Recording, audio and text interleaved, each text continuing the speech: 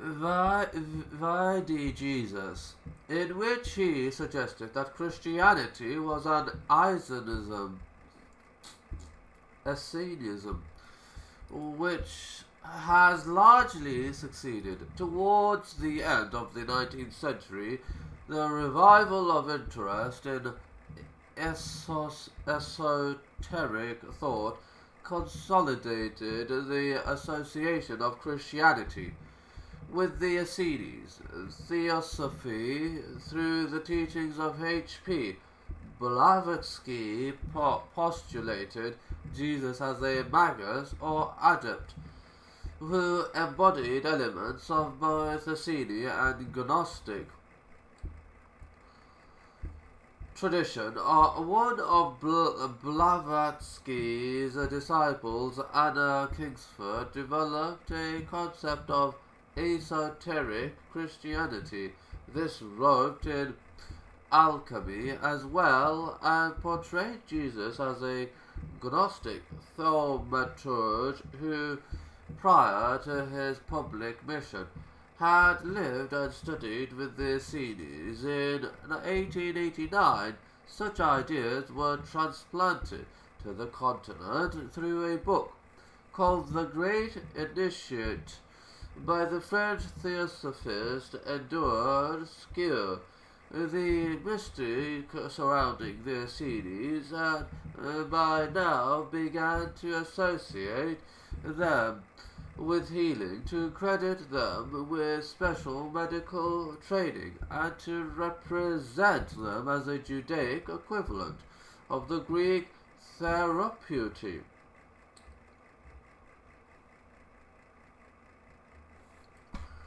Another influential work, The Crucifixion by an Eyewitness, which appeared in German towards the end of the 19th century and in English around 1907, purported to be a genuine ancient text composed by an Essene scribe. Jesus was depicted as the son of Mary, and an unnamed Essene teacher whose fund of secret Essene medical knowledge enabled him not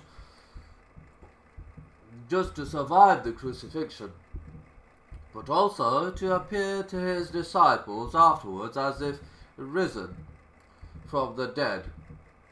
George Moore undoubtedly drew on this work when, in 1916, he published the book Brooke Kerith and scandalized Christian readers across the English-speaking world.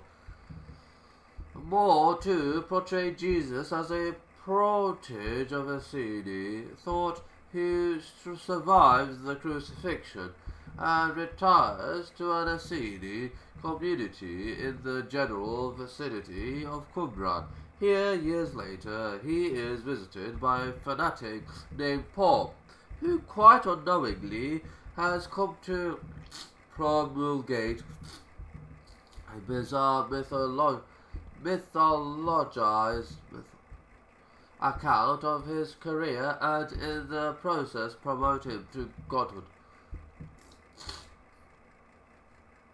The Essenes depicted in the Brooke Kerith derive ultimately from the stereotyped Essenes of Pliny, Josephus, and Philo, imbued now with a mystical character, which endeared them to esoteric-oriented writers of the late 19th and early 20th centuries, to the extent that educated readers knew anything of the Essenes at all. This was the prevailing image of them, and something of this image was retained even by more critical commentators, such as Robert Graves, who, in other respects, sought to demystify Christian origins.